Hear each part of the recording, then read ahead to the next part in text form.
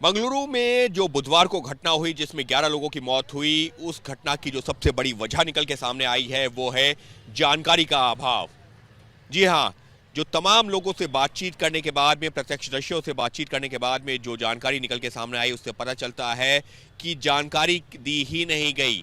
जनता सड़कों पर आ रही थी लेकिन उसके पास जानकारी नहीं थी। जैसे कि प्रत्यक्षदर्शियों से बात करके हमको पता चला है, उसके मुताबिक जनता सुबह 10 बजे से ही विधान सौदा के आसपास पहुंचने लगी थी, क्योंकि उनको ये पता चला था कि आरसीबी की टीम सुबह से ही एयरपोर्ट से निकलने के बाद में सीधा यहाँ पर आएगी विक्ट्री परेड करते हुए, और विधान सौदा के बाद में यहाँ से चिन्ना स्वामी स्टेडियम की तरफ जाएगी।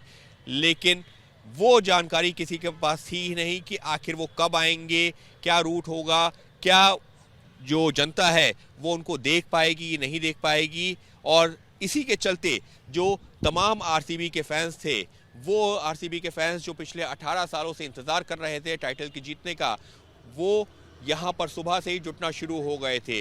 सुबह 10-11 बजे से ही भीड़ जुटने लगी थी और धीरे धीरे करके दोपहर 2-3 बजते बजते तो यहाँ पर ऐसे हालात थे कि पैर तक रखने की जगह नहीं थी। लोग तो ये तक कह रहे हैं कि तिल रखने की जगह नहीं थी। लेकिन जब क्रिकेट की टीम यहाँ पर पहुंची तो उस दौरान जितने भी लोग, लाखों की संख्या में जो लोग बाहर थे, कोई उनको देख नहीं पाए।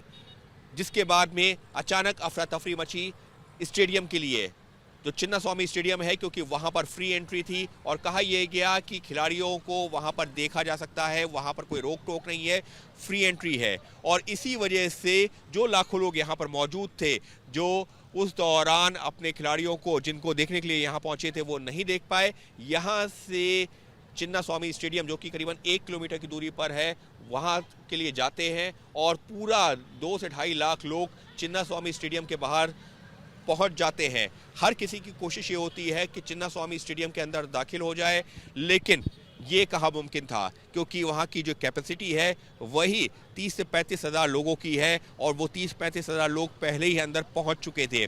इसी के चलते बाहर जो करीबन 2.5 लाख लोग मौजूद थे, वहाँ पर भगदड़ की स्थिति बनी और ऐसी स्थिति बनी कि पुलिस को हल्का बल प्रयोग करना पड़ा। और जैसे ही पुलिस ने बल प्रयोग किया, शुरू हो गई भगदड़।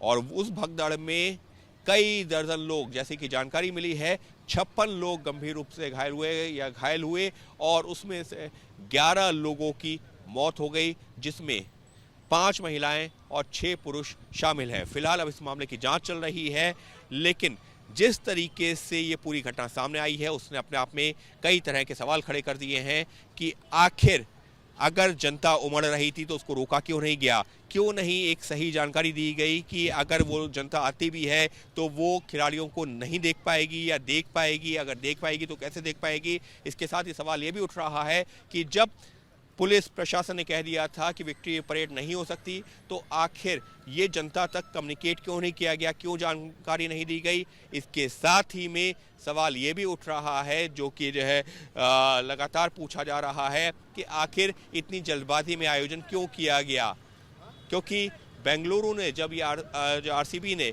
जब आईपीएल का फाइनल जीता तो जनता पूरी तरह उत्साहित थी। तो ऐसे में इस बात का तो अंदेशा था ही कि जब भी टीम यहाँ पर आएगी इस तरीके की तस्वीरें सामने आ सकती हैं, लोग सड़कों पर उतर सकते हैं। तो आखिर बिना तैयारी के इस तरीके का आयोजन क्यों किया गया।